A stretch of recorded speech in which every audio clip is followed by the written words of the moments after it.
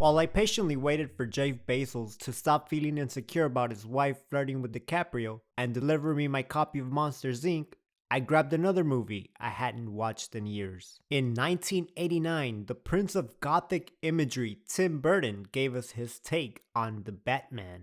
He started the movie by subverting our expectations. We follow a father, a mother, and their child struggling to get a cab. They end up shortcutting through Gotham's dingy alleyways where they capture the unwanted attention of Gotham's homeless thugs. Now we all think we know what's about to happen. The event that gave birth to Bruce Wayne's crime-fighting alter ego with daddy issues. But then, no one dies.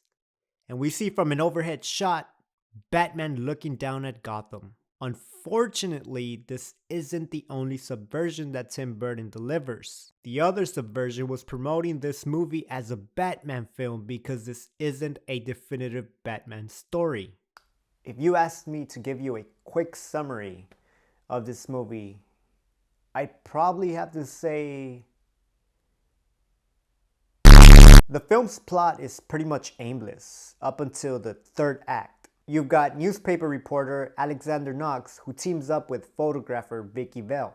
They're both going around trying to gather more information on the Batman. That is until Vicky gets mystified by Bruce Wayne and eventually ends up being romantically involved with him. But the duo of Vicky and Knox never has any payoff. Even the character of Bruce Wayne lacks direction up until the last, I want to say, maybe 35 to 40 minutes of the film in a 2-hour movie. In terms of character work, the film ends up disregarding what it was doing pretty well, which was personifying the essence of Bruce Wayne. It isn't until the third act that we find out the reason that Bruce became Batman, and also his motivations for this film. So Bruce ends up finding out that the Joker killed his parents. And now Bruce is motivated to kill the Joker. You know, all of this just makes me wonder if Tim Burton actually read his favorite comic book, which is The Killing Joke, because he has stated multiple times, including the commentary track for this movie, that it's his favorite comic book. And not only that, but the comic book itself has the quote of Tim Burton saying that it's his favorite. So now we're just pretty much left with a potential murderer cosplaying as Batman. And look, I'm okay with comic book movies not giving us a play-by-play of what transpired in the comic. But when you stray away from who a character is, that's when you've got a problem. And when you've got a Batman who's motivated to kill, that's when you murdered who Batman is. Now all you've got is a murderer cosplaying as Batman. Murder on Batman's mind goes against his philosophy. He believes that everyone is inherently good, and that's why he won't kill any of his nemesis. He believes that the good in everyone could eventually override what they lived through that made them go evil. The whole dynamic between Batman and Joker is that the Joker is always testing what Batman believes. The Joker is always trying to find a more nefarious thing to do in hopes of making Batman so distraught that he has a psychological breakdown to the point that Batman resorts to killing the Joker. Because the Joker believes that any good person can become corrupted on any given bad day. And there's a particular comic book that stresses this message. And it's this one. It's pretty odd that Tim Burton failed to comprehend the message of his favorite comic book. Now, the Joker in this movie is not the Joker at all. Surprise, surprise. He's always been more of an allegory, and I'm not sure that Tim is aware of that. Because there does seem to be an attempt to make him represent an idea. There's this scene where the Joker tells Vicky that he's the first fully functioning homicidal artist. He then tells her that he's going to show her one of his art pieces, and then he brings out Alicia. And what he did to Alicia was that he scarred her face. His form of artistry, I'm guessing. But this came out of nowhere. Because nowhere in the rest of the film was it ever established that the Joker was going to be turning his victims into art pieces. The Joker in this film has little to no substance other than a few good sound bites. In this film, the Joker is pretty much just a cartoonish mobster who simply kills and eventually tries to take over Gotham. Oh yeah, I almost forgot that he also spontaneously breaks into these like theatrical musical pieces. Another issue with this film is that at times it breaks into a live action cartoon. The Joker has these very outlandish weapons straight out of a cartoon. At times it almost felt like I was watching Jim Carrey's The Mask. But it never fully embraces that aspect. There's still a tone of seriousness. In the commentary track, Tim Burton mentions how he wanted to make this movie feel like a comic book movie while also keeping it grounded in reality.